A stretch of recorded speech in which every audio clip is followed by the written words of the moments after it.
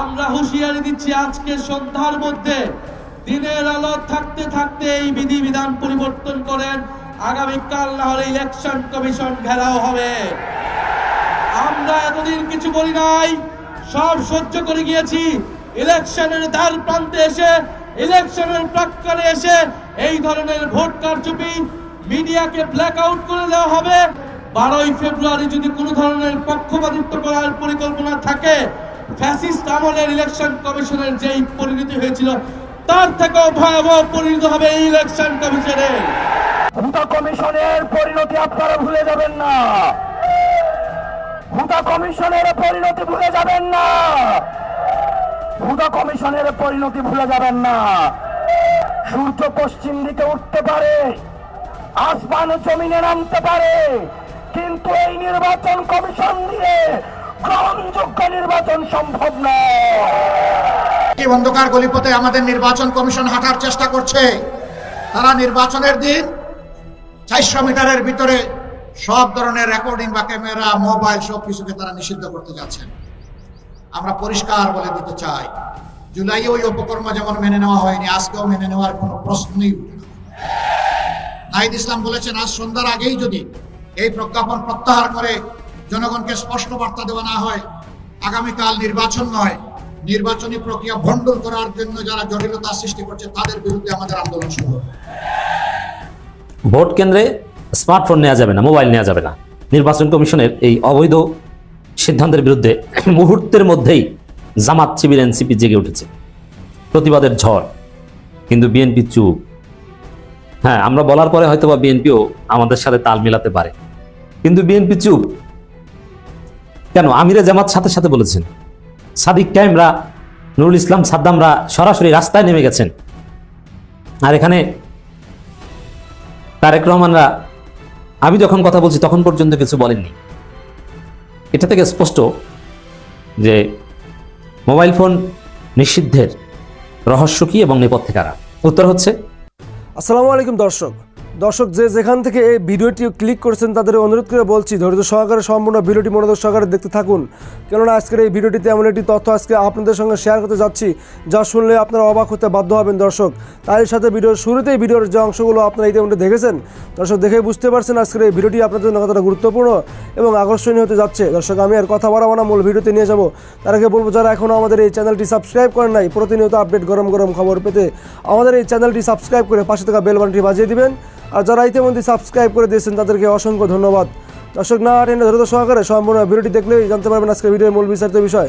দর্শক, চলুন একটি লাইক দিয়ে সম্পূর্ণ ভিডিওটি আমার মনোযোগ সহকারে দেখে আসি। নির্বাচনকে সামনে রেখে কয়েকটা কথা। নাম্বার 1, এই নির্বাচনে গুরুত্বপূর্ণ প্রভাবকের ভূমিকা রাখবে হচ্ছে প্রশাসন, পুলিশ এবং হচ্ছে মিডিয়া। এই যে তরুণ প্রজন্মরা হচ্ছে আমার প্রোগ্রামে হয়তো যাচ্ছে, অনেকেই আমাদের প্রোগ্রামে অনেকেই যাচ্ছে। কিছুক্ষণ পরে প্রোগ্রাম শুরু হবে, পাশেই আমার প্রোগ্রামের ফাঁকেই আমি আপনাদের সাথে কথা বলছি। আগামী নির্বাচনে আমাদের প্রশাসন, পুলিশ এবং মিডিয়ার গুরুত্বপূর্ণ ভূমিকা রয়েছে। যেমন পুলিশ প্রশাসনকে আমরা দেখেছি নগ্নভাবে, সক্রিয়ভাবে আওয়ামী লীগ সরকার আপনার গত 3টা নির্বাচনে বাজেভাবে ব্যবহার করেছে। পুলিশ প্রশাসনকে সাক্ষী রেখে দিনের ভোট রাতে করেছে, আপনার মরা মানুষকে নিয়ে এসে ভোট দেওয়ানো হয়েছে। আবার আমরা দেখেছি যে তাদের জন্য আলাদা বরাদ্দ রাখতে হতো, তাদের জন্য আলাদা টাকা রাখতে হতো। ভোটের আগের দিন রাতে আপনার এসপির জন্য টাকা রাখতে হতো, ওসির জন্য টাকা রাখতে হতো, এসআইয়ের জন্য টাকা রাখতে হতো, কনস্টেবলের জন্য টাকা রাখতে হতো। এই যে কাজগুলো আমাদের করতে হতো, বিগত আমরা 17 বছর এই প্রক্রিয়াগুলোর মধ্য দিয়ে গিয়েছে। ভোট কেন্দ্রে স্মার্টফোন নেওয়া যাবে না, মোবাইল নেওয়া যাবে না। নির্বাচন কমিশনের এই অবৈধ সিদ্ধান্তের বিরুদ্ধে মুহূর্তের মধ্যেই জামাত, শিবির, এনসিপি জেগে উঠেছে। প্রতিবাদের ঝড়, কিন্তু বিএনপি চুপ।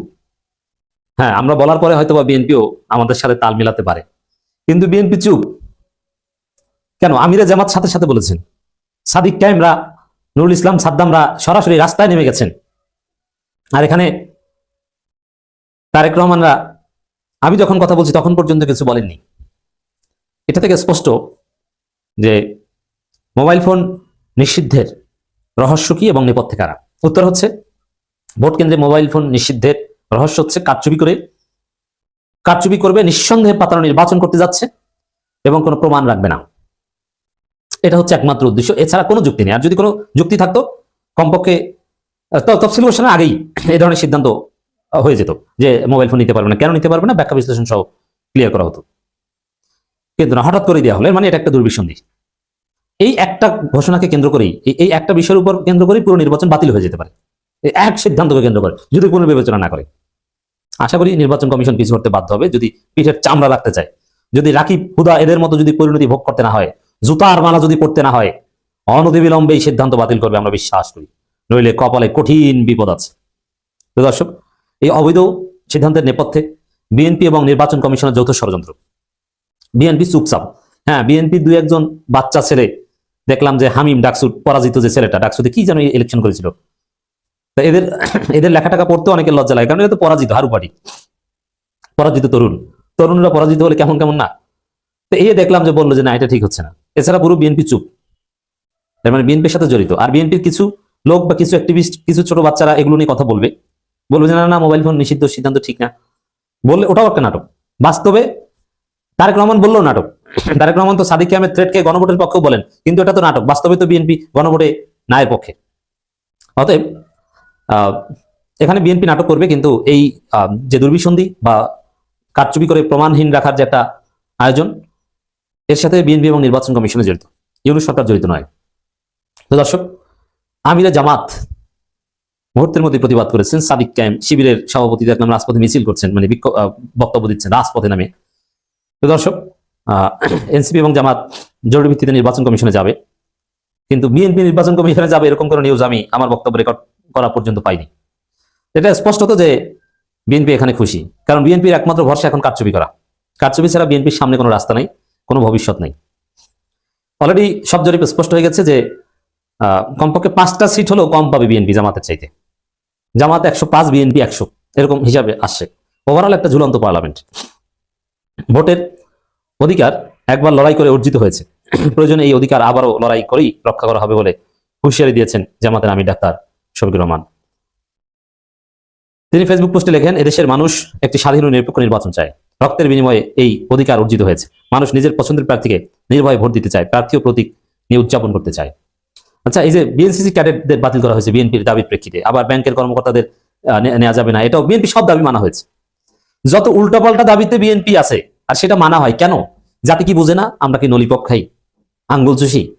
সবাই বুঝে যে এখানে ইসি বিএনপির পক্ষে পক্ষপাত করছে, কিন্তু না, শেষ পর্যন্ত আমাদের এই প্রতিবাদের ফলে ওই যে ডাকসু জাকসু, যেমন জাহাঙ্গীরনগরের নির্বাচন কমিশন থেকে শুরু করে ঢাকা বিশ্ববিদ্যালয়ের ভিসি সব বিএনপি পন্থী, প্রশাসনের 95% ছিল বিএনপি, কিন্তু তারপরও শিবির জিতেছে না। ওইরকম এই বিএনপি পন্থী ইসির মাধ্যমেই জামাত জিতবে, কিন্তু ষড়যন্ত্র ব্যর্থ করে দিয়ে জিততে হবে। ছাত্র সংখ্যা নির্বাচনগুলো তো এরকম অনেক, একটু পরবার এক একটা ফোন দিই, এই যে অমুকে পদত্যাগ, আমি দায়িত্ব পালন করবো না, আমি ছেড়ে গেলাম, কত কিছু। এই পাশে ক্যান্টনমেন্টে ফোন দেয়, এই যে নির্বাচন বর্জন করলাম, কত নাটক, কিন্তু কিছু হয়েছে এতে? এখানেও কিছু হবে না, ক্ষমতায় জামাত আসবে। কিন্তু ওই পথ পর্যন্ত যেতে হলে আমাদের সবাইকে সজাগ থাকতে হবে। জামাত এনসিপি সজাগ আছে, তাদেরকে এত সহজে বোকা বানানো যাবে না। অধিকাংশ জনগণ যাদের সাথে আছে তাদেরকে বোকা বানানো যায় না। আপনারা বোকার স্বর্গে বাস করছেন যে আপনারা জনগণকে ধোকা দিয়ে আবার সেই কারচুপি নির্বাচন করবেন, পিঠের চামড়া থাকবে না, গাছের সাথে ঝুলিয়ে রাখা হবে, সেই ফ্লাইওভারের সাথে ঝুলন্ত করার ঘটনা আবার পুনরাবৃত্তি হবে। ডাক্তার শফিকুর রহমান বলেন, নির্বাচনের দিনটি গণতন্ত্রের উৎসব উদযাপনের দিনে পরিণত হওয়া উচিত। সেদিন গর্বভরে ভোটের লাইনে দাঁড়াবেন, ছবি তুলবেন আর নিজের পছন্দের স্বাধীনতা উপভোগ করবেন। ছবি তুলবেন, ভিডিও করবেন, ফেসবুকে পোস্ট দিবেন, হ্যাঁ এটাই হতে হবে। এর ব্যত্যয় ঘটার কোনো সুযোগ নেই। কেউ যদি এই অধিকার কেড়ে নিতে চায়, এতে হস্তক্ষেপ করার চেষ্টা করে, মনে রাখা উচিত এই জাতি প্রস্তুত, বিশেষ করে আমাদের তরুণ প্রজন্ম অধিকার রক্ষায় সদা প্রস্তুত। তাহলে জামাতের আমিরও বুঝতে পারছে যে এই ভোট কেন্দ্রে মোবাইল ফোন নিষিদ্ধ, এটা একটা দুর্বিসন্ধি। অতএব এটা কিছুতেই মানবে না। আমি আবারও বলছি, প্রয়োজনে এক সিদ্ধান্তকে কেন্দ্র করে পুরো নির্বাচন বাতিল করিয়ে দেওয়া হবে, স্থগিত করা হবে, কিন্তু কোনো উল্টা পাল্টা কিছু চলবে না। এর মানে কি আমরা নির্বাচন স্থগিত চাই? নেভার। নির্বাচন হতে হবে, কিন্তু কারচুপি নির্বাচন হতে গেলে সেটা কিন্তু বন্ধ করে দেওয়া হবে। আমি বলছি, কিন্তু এটাই হচ্ছে জামাত এনসিপির শিবিরের ভিতরে কথা। উল্টাপাল্টা কোনো কিছু টলারেট করবে না। তো দর্শক, জামাতের আমির আরো লেখেন, ভোটের অধিকার একবার লড়াই করে অর্জিত হয়েছে, প্রয়োজনে অধিকার আবারও লড়াই করে রক্ষা করা হবে। শিবিরের সভাপতি বলেছেন, প্রয়োজনে আরেকবার জুলাই বিপ্লব হয়, তারপর উল্টাপাল্টা কিছু হবে না। বুঝতে পারেন, এই যে আরেকবার প্রয়োজনে জুলাই বিপ্লব হবে, এর মানে বাংলাদেশের সামনে রাস্তা একটাই, সুষ্ঠু নির্বাচন, এর বাইরে কোনো রাস্তা নেই। কোনো কারচুপির কোনো সুযোগ সম্ভাবনা বাংলাদেশে আর আসবে না। জাতীয় সংসদ নির্বাচন ও গণভোটের দিন ভোট কেন্দ্রে মোবাইল ফোন দিয়ে প্রবেশের নিষেধাজ্ঞা দিয়ে প্রজ্ঞাপন জারি করেছি। তো এটার সাথে বিএনপি এবং নির্বাচন কমিশন জড়িত। ইউনূস সরকারও আশা করি এই বিষয়ে জরুরি ব্যবস্থা নিবে। এবং সবচেয়ে বড় বিষয় হচ্ছে যে এই সিদ্ধান্ত কেউ মানবে না। এনসিপি, জামাত, শিবির যেভাবে জেগে উঠেছে, এই সিদ্ধান্ত বাস্তবায়ন করার কোনো সক্ষমতা নেই। এখন এই সিদ্ধান্তের উপর যদি ওরা অটল থাকতে চায় তাহলে বুঝতে হবে ওরা নির্বাচন চায় না। এই সিদ্ধান্ত থাকবে, নইলে নির্বাচন হবে না, কথা ক্লিয়ার। কিন্তু বিএনপি চুপ কেন? বিএনপির সাথে জড়িত, একদিন বের হয়ে আসবে যে বিএনপি ভাবে অনেক নাটক করেছিল পরাজয়ের আগে, পরাজয় ঢাকতে।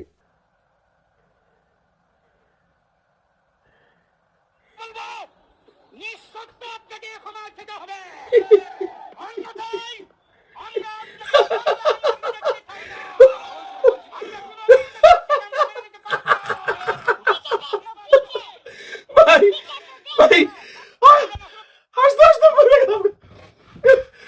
ও এইরকম দৃশ্য আপনারা কেউ দেখেন নাই ভাই কোনোদিন। দেখাইতেছি আপনাদেরকে, দাঁড়ান। ও বাংলাদেশে এখন বোধহয় আপনার 297টা কনস্টিটিউন্সিতে ইলেকশন হচ্ছে। 2টা আগে থেকে বাতিল ছিল, একটা শেরপুর বাতিল হয়ে গেছে। এই 297টা মানে নির্বাচনী এলাকার মধ্যে সবচাইতে ইন্টারেস্টিং, আলোচিত এবং সমালোচিত সবচাইতে স্টেশন কোনটা জানেন? বড় স্টেশন কোনটা, যেটা নিয়ে সবার মানুষের আগ্রহ। আমি হাসতে হাসতে আমার অবস্থা খারাপ, আপনারা হাসে দিবেন। সেটা হলো ঢাকা 8, মির্জা আব্বাস আর নাসিরউদ্দিন পাটোয়ারি। আপনারা দেখছেন নাসিরউদ্দিন পাটোয়ারি বিভিন্ন সময় মির্জা আব্বাস সাহেব সম্পর্কে মানে কত রকম কথা যে বলতেছে উনি, এবং মির্জা আব্বাস সাহেবের বাড়ির সামনে যে আছে মিছিল করতেছে, উনি যে বলতেছে চান্দাবাজ। তবে আমি এখানে মির্জা আব্বাস সাহেবকে একটা ধন্যবাদ দেবো। উনি যে একজন সিনিয়র মানে রাজনীতিবিদ এবং বিচক্ষণ রাজনীতিবিদ, উনি কিন্তু খেলতেছেন না, উনি কিচ্ছু বলতেছেন না। এইটাই হলো ভোটের রাজনীতি। তো নাসিরউদ্দিন পাটোয়ারি তো বেসিক্যালি ওরে কি আপনারা কি পাগল বলবেন? ওরে কি আপনারা বেশি স্মার্ট বলবেন? ওরে কি আপনারা রিয়েল রাজনীতিবিদ বলবেন? বা ওরে কি আপনারা কিভাবে কি বলবেন? ওর তো কোনো টাইটেল নাই। আমার মনে হয় নাসিরউদ্দিন পাটোয়ারি পুরো বাংলাদেশেই একটা আছে। আমরা অনেকেই বলি যে হাসান আব্দুল্লাহর কলজাটা এত বড়। আমার মনে হয় হাসনাত আব্দুল্লাহর চেয়ে নাসিরউদ্দিন পাটোয়ারির কলজাটারও বেশি বড়। কারণ ও যে স্টাইলে রাজনীতি করতেছে, যেভাবে রাজনীতি করতেছে, বাংলাদেশে কোনো রাজনীতি করে নাই আজ পর্যন্ত। যেমনটি ধরেন এই নাসিরউদ্দিন পাটোয়ারি কিন্তু চিটাগাঙে সালাউদ্দিন সাহেবের এলাকায় যে সালাউদ্দিন সাহেবের সঙ্গে উল্টাপাল্টা কথা বলে আসছে। তো জায়গা ওর কলজা বেশি বড়, অসম্ভব সাহসী এবং অসম্ভব কন্ট্রোভার্সিয়াল হয়ে যাচ্ছে। ইলেকশনের যে মানে একটা স্টাইল, সে পুরো স্টাইল পরিবর্তন করে দিতেছে, প্রতিপক্ষকে খেপানোর চেষ্টা করতেছে, এবং হয়তো সে মনে মনে ভাবতেছে প্রতিপক্ষ মির্জা আব্বাস সাহেব তাকে মানে একসময় হিট করুক, কিন্তু আব্বাস সাহেব তো মুখ খারাপ, তাকে হিট করবে না। কিন্তু আজকে যেটা ঘটেছে, ভিডিওটা দেখে আমি হাসতেছিলাম, এটা আপনারা দেখলে আপনারা হাসতে হাসতে লুটিপুটি খেয়ে যাবেন। ঘটনা হইল নাসিরউদ্দিন পাটোয়ারি হেফাজত ইসলামের যে প্রাক্তন আমি জুনায়েদ বাবুনগরী সম্পর্কে কোথাও একটা কটূক্তি করছে। কোথায় করছে সেটা আমরা জানি না। এর বিরুদ্ধে আজকে বাইতুল মুকাররমের পশ্চিম গেইটে প্রায় 100-200-250 মোল্লা মুসল্লি বা হুজুর বা তার অনুসারীরা তার নাসিরউদ্দিন পাটোয়ারির সম্বন্ধে একটা ব্যানার লাগায়া রীতিমতো বক্তৃতা দিচ্ছে, এবং নাসিরউদ্দিন পাটোয়ারিকে বলা হচ্ছে, নাসিরউদ্দিন পাটোয়ারি তুমি যে কথা বলছো এর জন্য তোমাকে ক্ষমা চাইতে হবে, নাহলে তোমাকে বাংলাদেশ থেকে বিতাড়িত করা হবে, এইটা করা হবে, ওইটা করা হবে, যাচ্ছে দেবে বলা হলি হচ্ছে। তাদের ক্ষোভ তারা প্রকাশ করতেছে, এটাই স্বাভাবিক। আমার দলের নেতারা যদি কেউ কোনো কথা বলে, আমি বলবো ওরা প্রায় 200-250 লোক দাঁড়ায় আছে, মাইক দিয়া মানুষজন শুনতেছে। হঠাৎ করে নাসিরউদ্দিন পাটোয়ারি এটা শুনছে, শুই না সে আসছে ওইখানে, সে 4-5 জন নিয়ে আসছে। বাড়াবাড়ি করার উদ্দেশ্য তো আসলে, তাহলে তার বড় দল নিয়ে আসতো, হাজার হাজার লোক নিয়ে আসতো। আইসা সে পিছনে দাঁড়াইয়া পুরাটা শুনতেছে, আর যারা সামনে থেকে মাইক দিয়ে পাবলিকলি বলতেছে, সামনে মাইক ব্যানার দেওয়া, পিছনে নাসিরউদ্দিন পাটোয়ারি দাঁড়াইয়া দাঁড়াইয়া শুনতেছে। পুরাটা শুনলো, শুনে পরে সামনে আইলো। সামনে হওয়ার পর তো ওরা তো, আমরা তো তখন ধরে নিছি, বা যে কোনো মানুষ ধরে নিছি এটা নাসিরউদ্দিন পাটোয়ারি আসা মানেই একটা সংঘর্ষ হওয়া, বা পাটোয়ারি সংঘর্ষ করতে আসছে। না, কিছুই হয় নাই। যারা এতক্ষণ এত কথা বলতেছিল, বাইরে আলবাম কাটতে আলবাম খুন করে আলবাম বাই করে দিলাম, দেশ থেকে বানাই দেবো, দেখ খেলবো, সবাই চুপ, সবাই চুপ। এবং ওইখানে নাসিরউদ্দিন পাটোয়ারি ওদের সাথে কথাবার্তা বলার পরে 2-4 জনের শিকারও করাইয়া ফেলাইছে, ওরা ভোটটা দিব। আপনি এটা কোন ধরনের রাজনীতিবিদ মনে করতেছেন? কোন ধরনের বিপ্লবলা মনে করতেছেন? কোন ধরনের চালাক ছেলে মনে করতেছেন? ভিডিওটা দেখেন, না দেখলে আপনারা বিশ্বাস করবেন না। আমি একটু ভিডিওটা আপনাদের দেখাই।